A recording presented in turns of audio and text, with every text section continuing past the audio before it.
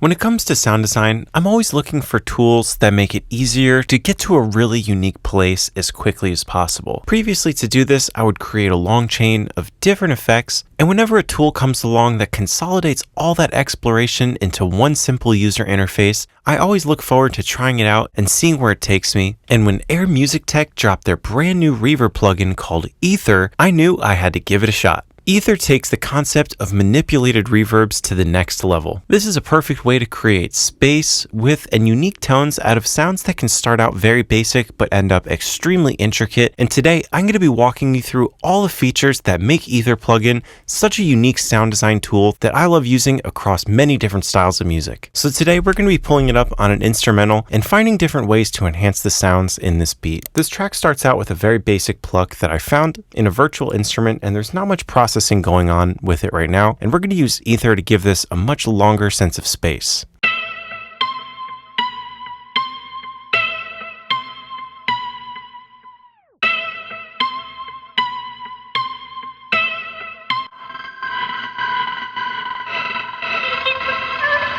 Immediately completely transforms the sound. Now obviously here at the top you have the option to mix and get some of that original and blend it in.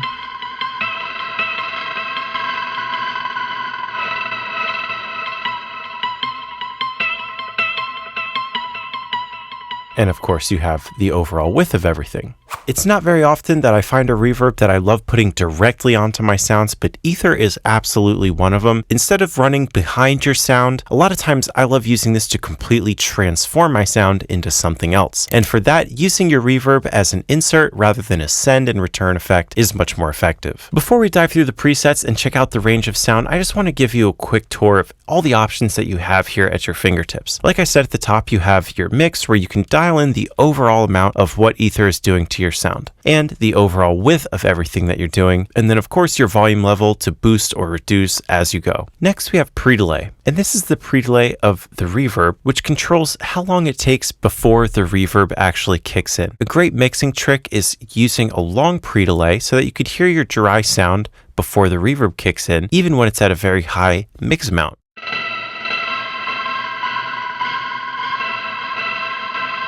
And then we have the reverb time for the decay tail.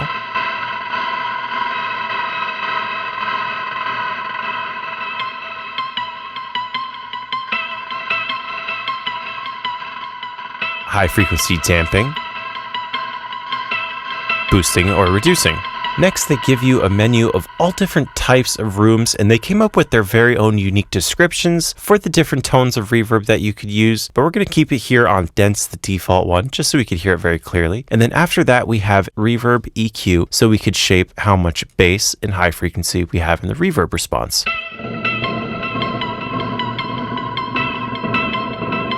That's all bass. Let's do all high end.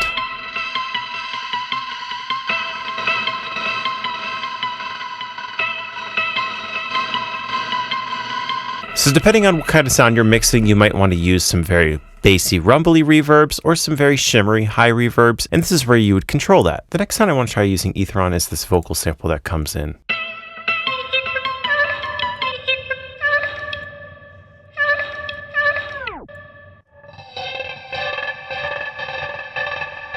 And as you can hear, it's already making a huge difference. Let's switch to a different preset.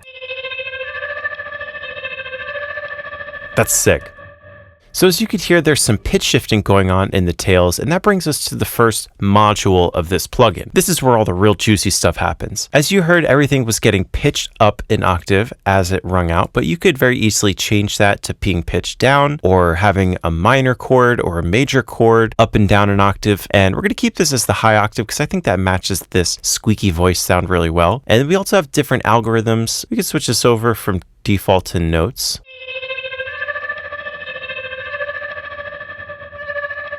Hey. Let's turn the pitch depth up. Let's turn the mix down on this.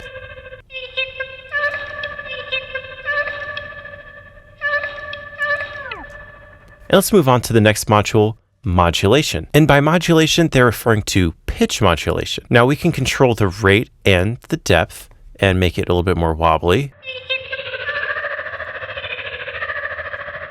And again, this is just controlling the reverb. It's not controlling the dry signal that's getting sent in, which is why it's much easier to hear as we turn up the mix. Maybe I'll keep it at like 50%. So this is pitch bending the reverb tails. Maybe I want to keep that a little bit more in tune sounding, so I'll keep the depth low, but I like the rate.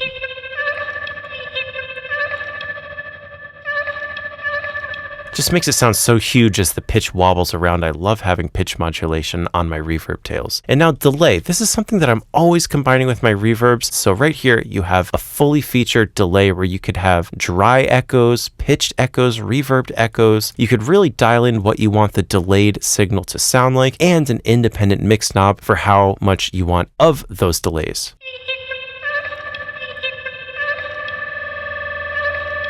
Let's slow it down. You could even sync this with the track. Let's see.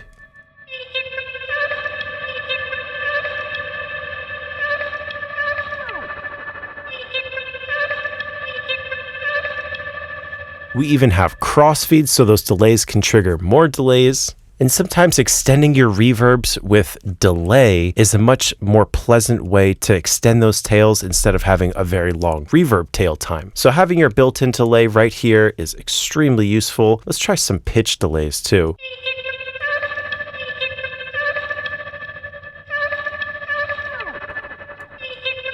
Reverb delays.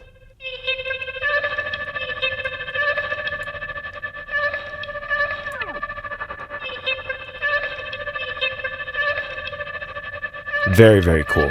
Next, we have animation. This is very similar to modulation, but this is more volume shaping rather than pitch shaping. So here we have what's making our signal wobble and feel like tremolo, and we have all kinds of different effects of what the shape is. We could do a sine wave, triangle wave. Here, as we pull this down, all that cool movement disappears. Animation is really the sauce.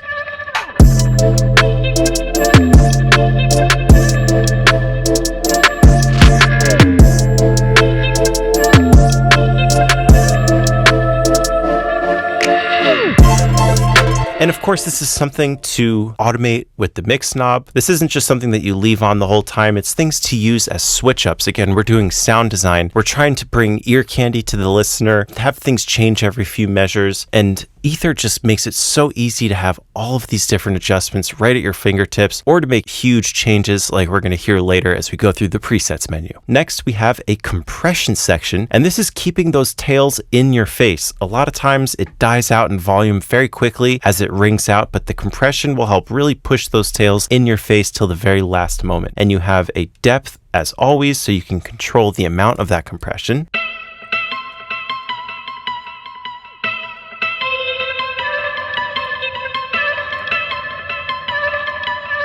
So I love having compression post reverb to keep everything glued together and up in your face. And then finally, we have a final LFO where we could do some filter oscillating with, again, our independent rate and speed control. You just simply pick your targets over here of what you want the LFO to be automatically adjusting. Like we could do the pitch depth, and over here we could do the modulation depth. So as you can see, it's completely customizable where you can automate these knobs yourself or use the LFO to create pre-made movements using any of the speed, sync, and depth controls here. So now that we've gone through all of the main controls here on the user panel, let's dive through the presets menu a little bit. I'm going to reset this back to its default, because I really love this exponential smooth preset. Let's go back into our original sound and try and find a preset here that we like.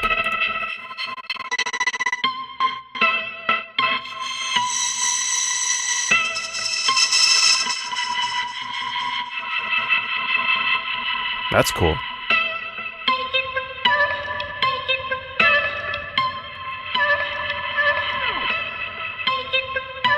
You can do some reverb swells with the mix knob here.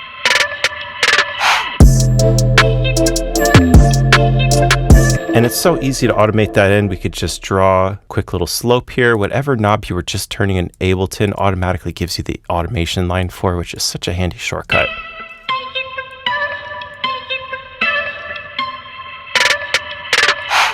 Boom. This sounds kind of cool. But let's see what we could do if we put Ether on it.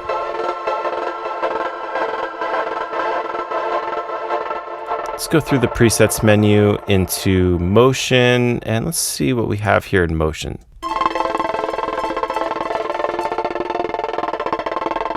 It's cool.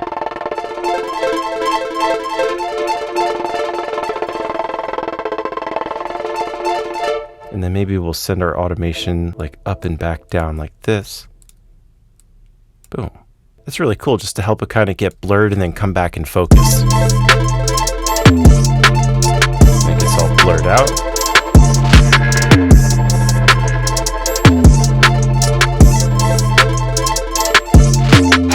Then we'll have this reverb on.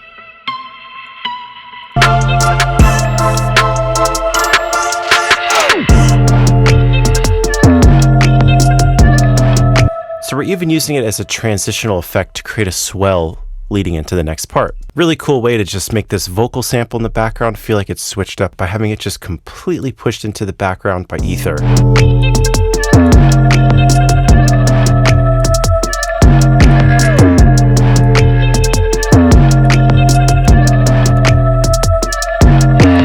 Let's go through a few more presets in this. Let's try, instead of doing this on a synth, let's try doing this on a drum.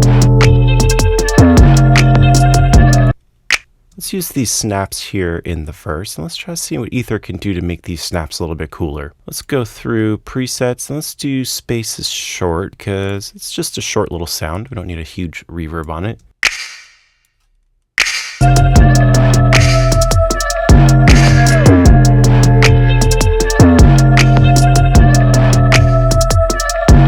Let's create a loop.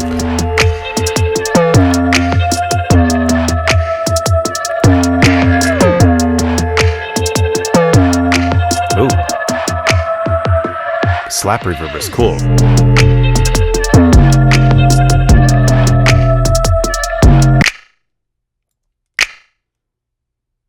I love how you can bypass different modules. We have a tiny space set up here. Switching through the presets menu is such an excellent way to switch through all 5 of these modules at once. Let's try maybe turning up a little bit more high gain on this. Just make it brighter. I like that.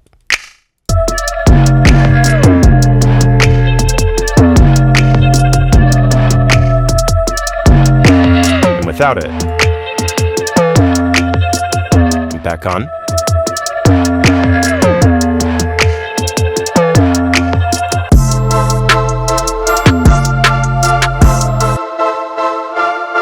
Let's see what we could do with these chords.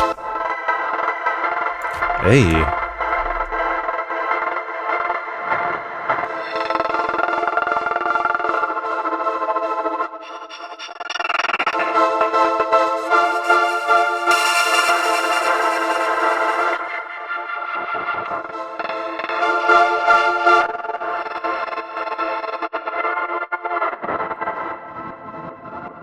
Actually, maybe let me put this before the vinyl stop effect so that it gets pitched down by Effectrix. Let's see what happens.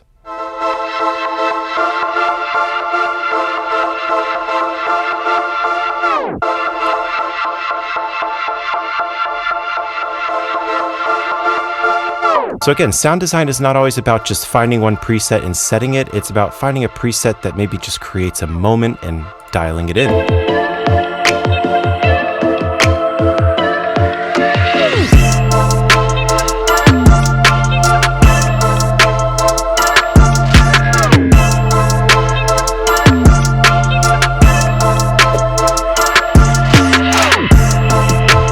As you could hear, there's just a huge possibility of sounds to be achieved with reverbs in Ether. I like to think of it as more than reverb, but an entire world of sound design possibilities all consolidated into one plugin. If you want to check out Ether for yourself, this plugin is currently on sale for $49.99 at airmusictech.com. I'll include some links in the description if you want to learn more, and catch you guys next time in another video.